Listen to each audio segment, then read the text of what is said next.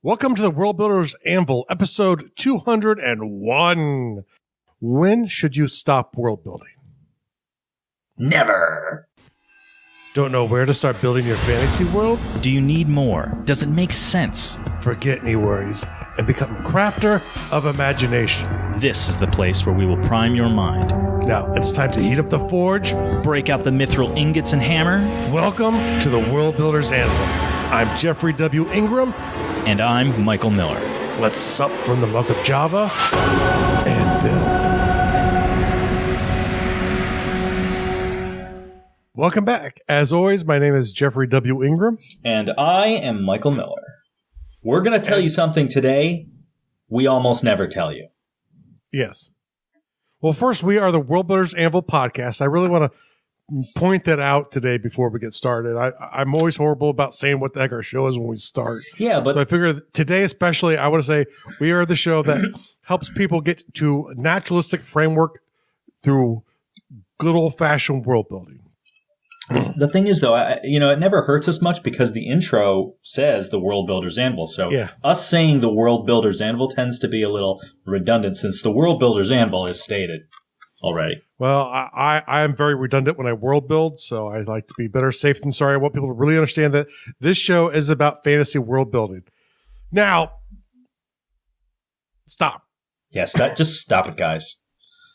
Stop. You know, and this episode goes back kind of to another episode that we did where we went through the 5 contacts of world building, and I wanted to point out what I like to have to start writing a story. And I do typically have a little bit more with that because I have a naturalistic framework world, so there are other things sitting around. But there are 5 points of contacts, and just to go over them very quickly again, and I'll put a link to episode 168 in the episode if you want to go back to that. Before you list them all, though, when you say contacts, like what do you mean? Like that word always throws me in the context. Mm-hmm. So, like there are 5 points you should touch before you start. So, like a contact as in like a touching point. So, like a bullet point, or like an outline sort of thing. Well, an outline is part of it, right? So, yes, but the full thing in this is episode 168. But the idea is every contact is a different layer I like to touch upon before I start writing a project. Layer, and I like that word I have better. Enough to get started. But contact sounds snazzier. It sounds like electrical, and I wanted to tie it back to you. Layer makes it sound like you're deep and you're shallow, so it's a nice I'm too cover. shallow to pull off deep, sir. You're shallow. You're so excited for the next one. Can't wait. Saying that there's layers implies you're deeper. Now, so the 5 in general contacts that I say you should have to start a project would be an overview. You know, that's like your mission statement for your project, what do you want to get accomplished. The basics would be like a basic plot overview and a basic idea of the world, a basic map of the world, and certain important areas that you need. And the ideas are the things that you want to cover within there, the parts of the world, the different cultures, all of the different world building elements are ideas that you'd want to get 3 points of reference for at least. So that would be, 3 ideas of what they are, what they mean to you before you start writing. You can go into more detail and have more detail, but you don't need them to start your writing project. So real quick, number 1, overview. Number 2, the basics. Number 3, a map. Number 4, ideas, and number 5, 3 points of reference. Yep, and definitely go back to episode 1 to get into a bit more detail.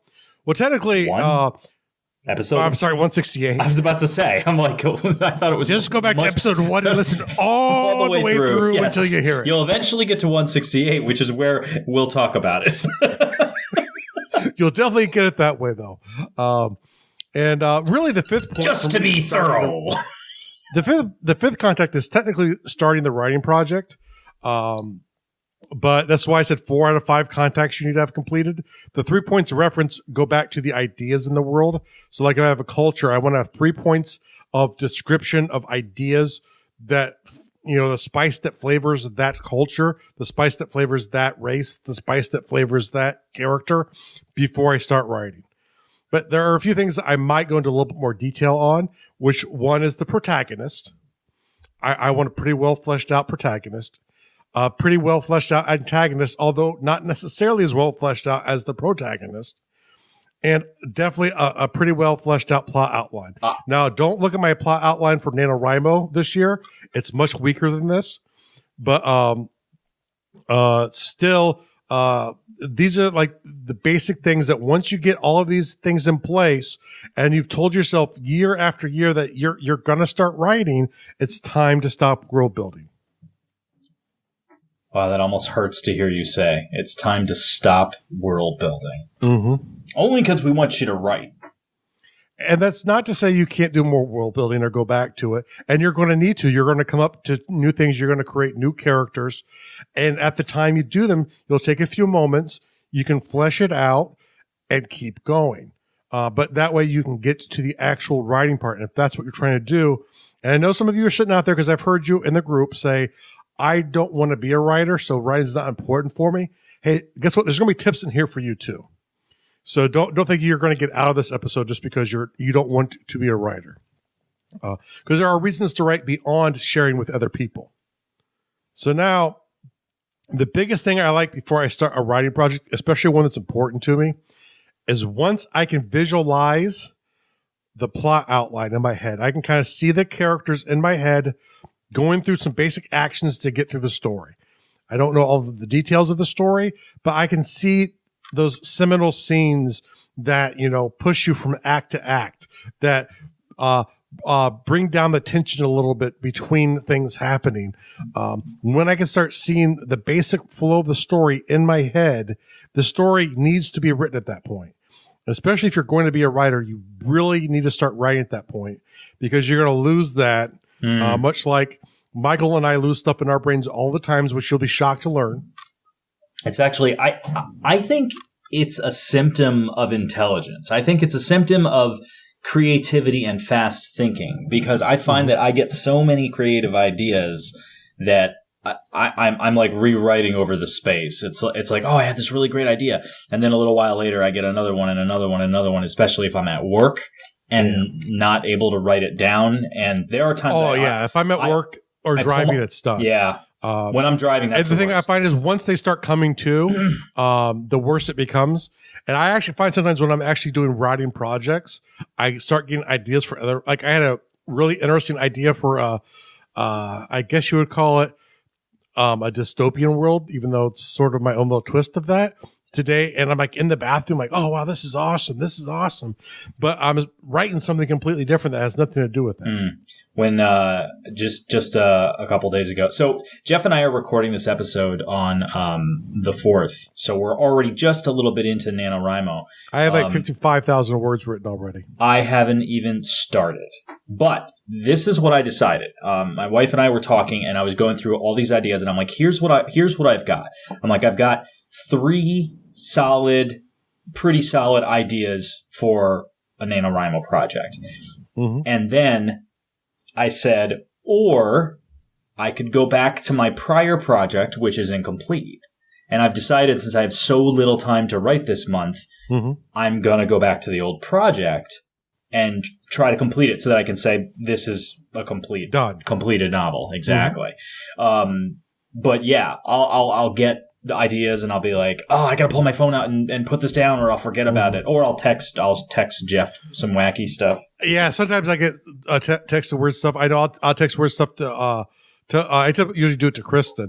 But Mike might get it if he was the last person I talked to too. But I definitely, the thing I really like is getting a quick button on my phone for a video audio recording. So I've done that too because speaking it is quicker. And then losing the audio file is my part 2 of that plan. So that's the important thing. You have to follow through on losing the audio file afterwards, though. Yeah, I have a couple of those as well, where I was driving around and just brainstorming about that project. So, but once again, though, especially if you want to be a writer, once you start seeing the plot unfold in your head, and not just a specific scene here or there that isn't plot related, but you see your main characters moving through the plot towards the resolution. Your brain is saying, I am full. This story is taking over your mind, it needs to be written down and needs to be released onto paper, but not really paper, electronic paper via keyboard or actual paper if that's the way you want to roll. I don't care. It's eventually going to have to get digitized unless you're just writing it down. But especially at that point, if you're not writing, you're only really going to start frustrating yourself. It's like I had one story in my head for years and I refused to write it down. And it just, the problem is that's when I really start getting frustrated with not doing it. Yeah. And here's another thing about writing a story down, especially if it lives in your mind for too long a time. As time goes by, you as a person will change. And as you change within your real life, it is sometimes difficult to recapture the perspective that you had when you came up with that idea. And I've had that happen where a friend of mine were working on a project and it was never complete. We wanted to go back and do this last little bit. And it literally took years for us to get back to that project. And by the time we did, it was almost impossible for me to write it because I had changed so much. It was very hard for me to identify with how I wrote for the main character. And as I'm writing it, I'm like, this is not quite right. I can tell it's not right, you know? So. Yeah. But definitely when it starts to do that, it will only cause you frustration and angst. Please stop world building for a bit. You can get to it. Just write some. You need to get the story out at that point. Puke out that first draft at that point. Now, another time you need to do it is when you feel overwhelmed in your world building. When you get to that point of your world building where you're like, I have a 500,000 point checklist I need to go through before I'm done with my world. You need to stop. And just for your own sanity's sake, because you know what? Worlds take billions of years to evolve to like the point we are today. If you go further past that, it takes even longer. Billions for just one world. And when our checklists start getting too big, we are overthinking what we should be doing for world building. It's we're overcomplicating the process. We need to step away. My suggestion is when your checklist starts growing too big with what you need to do before you move on, take a break. And this is for your non-storytellers too, for you people who don't want to share the stories. You need to take a break from your world when you get to this point, because the thing is, we can't recreate evolution and the building of planets in reality. We approximate, we make things that have the illusion thereof to people who interact with them. And certain things, especially if you're coming at it from an educational standpoint, are going to be very precise. But, you're not starting with, a one-cell organism and splitting it apart and creating millions of species through genetic evolution. You're just not doing it. You don't have the time. You can get to the algae in real life pretty quickly, but beyond that, there's way too many things. And us as humans, we fail to understand and truly grasp what it means to be, the survival of the fittest. We're really bad at that. We assume that means the stronger, better version, and that's just not how it works. It's typically the version that can adapt better that survives whenever you have a major climate shift.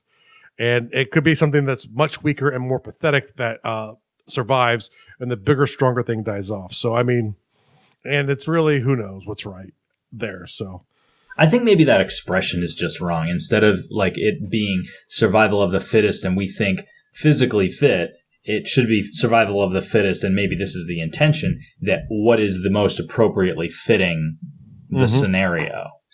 Yep. Like this is the fittest thing. And even that, though, if you gave people real life creatures and said what survived and what did not survive, you might or might not be able to guess. And part of it is, oh, wow, I didn't realize that. I didn't get this. We played this game in another episode where you gave me an example and you were like, these two things, which one do you think survived this thing? And I totally picked the wrong one. You were like, nope, it's this thing. And I'm like, why? And you explained why. That might have been there. There's like really good stories with ancestors of ours, you might say, species, some that have died off and some that have survived. And you go, how the heck did that one survive? And it's just because it did. Now, the other thing is, and this is a really important one. Sometimes you start forgetting details about your world, right? You spend a lot of time developing cultures. You come up with something really cool. And then later on, you're going to talk to someone about it, and you have no idea what you're talking. You're like, "Oh, that's so cool! If I could just tell you about this right now, you'd be so overwhelmed." I've done this. And the problem is, human brains aren't designed to remember facts. You have to be a real weirdo to just start railing off facts to people. And I know because I kind of do that sometimes. But even though humans, we're not really good at doing that, and even that we're remembering a close approximation of a fact. But the thing is, it's hard to retain just facts.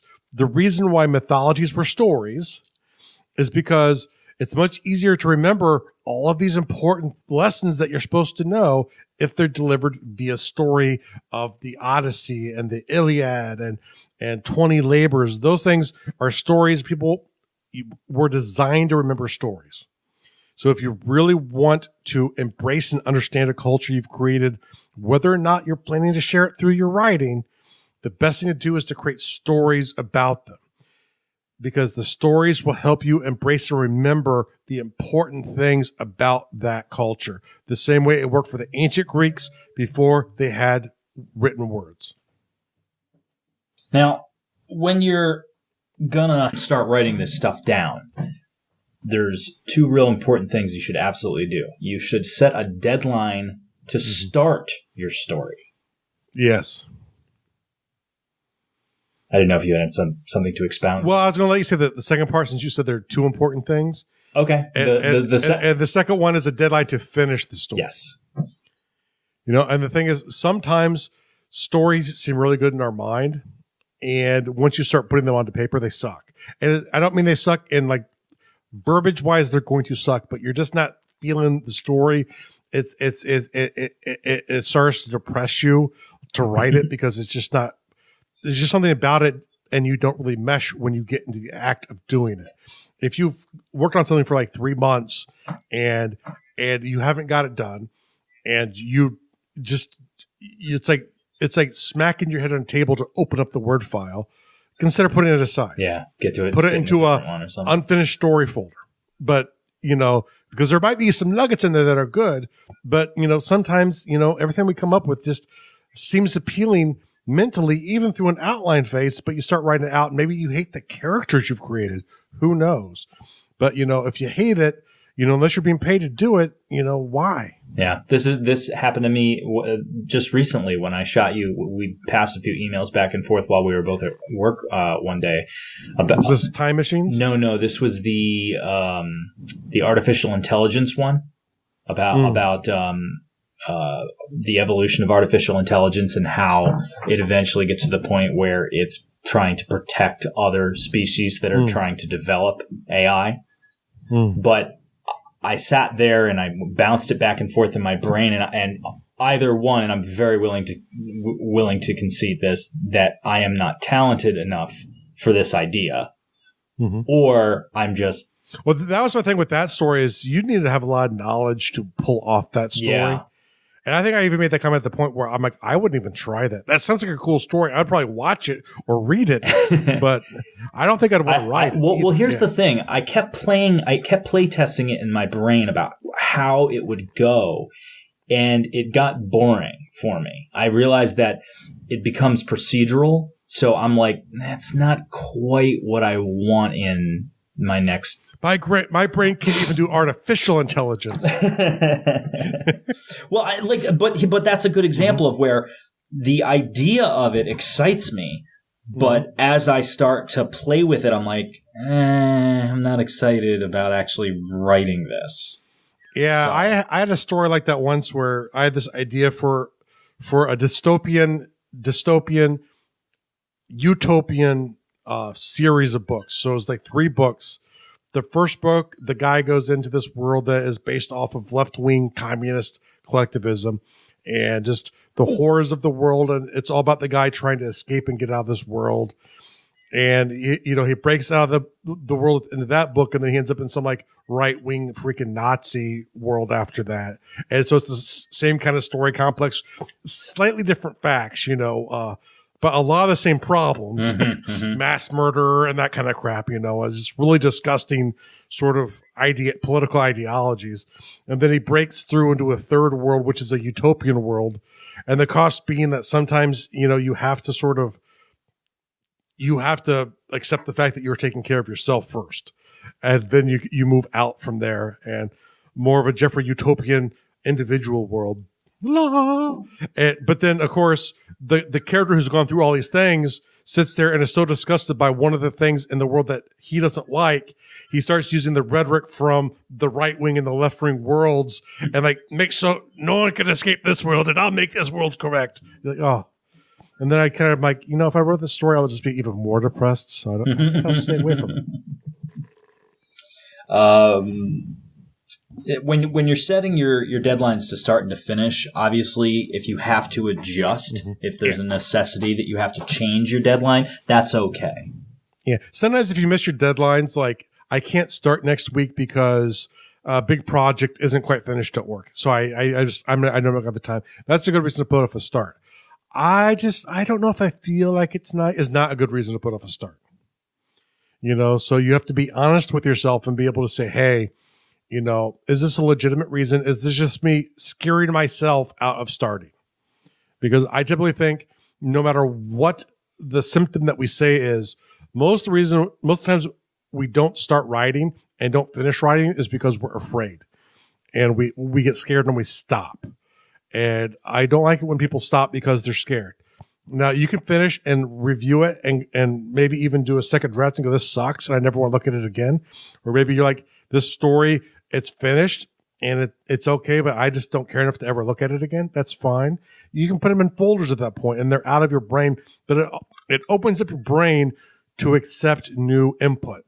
There's a theory that brains, during the day have a maximum energy level. So there's a maximum amount of computing power brains are designed to deliver a day. And obviously the tank's a little bigger on some people than on other people, but in general, it's true. And you notice if you've ever gotten up and started killing it right away, and you're doing all the things that you've learned to help get you through the day, you get to a certain point where high level cognition just doesn't quite work as well. And you have to start maybe cleaning up the house or doing something that takes less of your brain power. For me, cleaning the house takes a lot of brain power, so for me, it's the opposite. Mm-hmm. So I can do calculus at the end of the day, but at the beginning, I have to do the laundry. So another reason to stop world building is when you can see no end to your world, and subsequently no end to your world building. Yeah, and that kind of goes back to that thing you feel overwhelmed because you've created yourself so much stuff that like this massive checklist that you have to get done before you go on. Sometimes you just look at your world and you're like, there's just so much more I have to do before it's ready for me to do anything. That's the perfect time to put down the pen and look at what you have and make a story. Stories are simple to make. A compelling story that people want to read takes more effort, but writing stories about your world are simple to make. Most stories are quite simple. They're quite primal. And I always say this, in most stories, the deeper motivation of all characters is always something primal. They might have these surface things that they even tell themselves is the truth of why they're doing it. We're doing it for this or we're doing it for that, but it's really ultimately because I want their food. We're just going in to help these people create better lives for themselves. We're liberating them. By liberating all of their resources from their country and taking them. Yes, we're helping. Yes, we're helping them. How is that not infiltration and theft? Yeah, I don't know. But definitely, when you see no end, it's because you've grown a myopic view. And I'm going to tell you the other risks too. When you get to these myopic view periods, your output, what you're creating world building wise, isn't as good. Because you just become consumed with doing that. It's sort of like individual groupthink. It's like this must happen, and there's the specific 3 things I must do for this next culture to get them done. Check, check, check, done. Mm-hmm. And that's not true. World building is more an art than it is a science. Jeff, I haven't finished the food chain of the northern forest yet. I haven't finished the food chain in the northern forest yet. Exactly. But what would the jackrabbit eat? I don't care. Okay, are you writing a story about the jackrabbit? Yes. All right, then what does he eat? But if the story's not about the jackrabbit... Listen, who's going to make a good story that people want to read about bunnies? Who wrote Watership Down? Watership Down. Crap. Okay, I'll shut up now. But once again, it shows that no matter who tells you a story idea is crazy, it's all on how you deliver it. Totally true. So, when you want to start writing and your brain says, no, you will look foolish, and you have to first finish all rituals for that culture, not included in this book because you plan to reference that culture in the third act. Yeah, exactly. It's like we create these artificial things that we need to do. Like, well, there's a culture, there's a culture in book one of my series called the Siren. I don't think there are any actual Siren people in the book. But they're talked about because their culture abuts the Bedrakim culture. I don't need all of the world building done. I don't need to know every ritual in their religion and how it changes over time to be able to write the first book that does not include any characters from that culture. At that point, I need to know what culture the culture in that book thinks of this other culture. That's all I need. And all of that feeds right into the concept of framework world building. So that would be outside of your frame. Like, it's there, and eventually the frame will shift, and you'll be looking at the Siren, and you'll have to create the Siren and their rituals and all that jazz. But you don't have to do that right now. Yeah. World build what you need to world build right now so that you can write. Remember, it's about creating the illusion. It's about creating that idea, that when someone goes through it, it feels real to them. That's all you're trying to achieve. You'd feel so ripped off if you went onto any TV or movie set for any fantasy or science fiction show that you love. Especially if it's science fiction, it's like all green. Well, I thought it was funny, Kevin Smith has directed a couple episodes of The Flash, and he's gone to a couple of the sets that, as a big fan of the show, he's like, oh my gosh, these are so small. On the TV show, they make them look big. They make them look and feel big. Yeah, they make them look and feel big with the way they shoot it. And he's like, how is this so small? And I always love that. That's awesome. I had an experience like that myself. I actually saw the bus that they used in the original Muppets Take Manhattan. And it's very small. But the movie makes it look like a full-size bus. Yeah. I wouldn't have got that. Or the great one of recent memory I could think of was I was watching the after episodes for the last season of Game of Thrones. Which is kind of a big scope story, and everything's huge. And obviously, a lot of their sets are big because they're filming them outside or in castles. But there's a scene where the first time you see a dragon in battle with a human army. And so, if you haven't seen Game of Thrones and you want to, just stop listening for 2 minutes and just plug your ears for a minute and then come back. Yeah, because this actually is a pretty significant sequence. I'm not going to so much explain the sequence, but it's just freaking amazing watching this dragon do battle with what looks like thousands of people. And there were quite a few extras. This is a big budget show. This is a movie budget miniseries, basically, every season of that. And the scene's amazing. This dragon goes through. You see the fire ripping through the ground, people dying left and right. And then they show filming her on the dragon. Oh, it's a big in the behind the scenes. Yeah, it's a big green screen thing with some spikes on it. With a kind of a green screen thing with maybe horns that she's holding on to. And she's at least on something that moves a little bit, but besides that, it's just all green screen. But the way they get it layered in, it really feels like it's out there flying through and burning the crap out of people. Pretty awesome. Yeah, it's pretty cool stuff. Yes, but definitely, when you get to that point, where you're saying I can't start what I'm working on now because of something I might need later because there's a reference to it indirectly, and this is especially for the storytellers. If you want to be a storyteller, you have to tell the stories. If you're world building for the fun of it, you can keep going here. But if you're a storyteller, you got to stop world building. You got to start building. Writing. Yeah, stop world building and start building houses in the real world.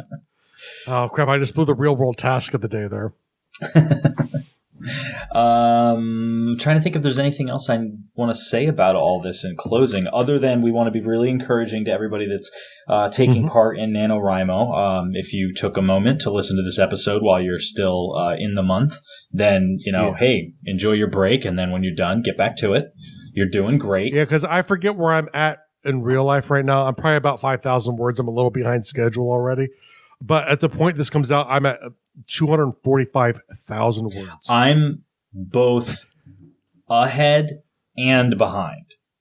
Mm-hmm. I'm ahead because I'm picking up where I left off with an old project, which I have about... I already have several thousand words done.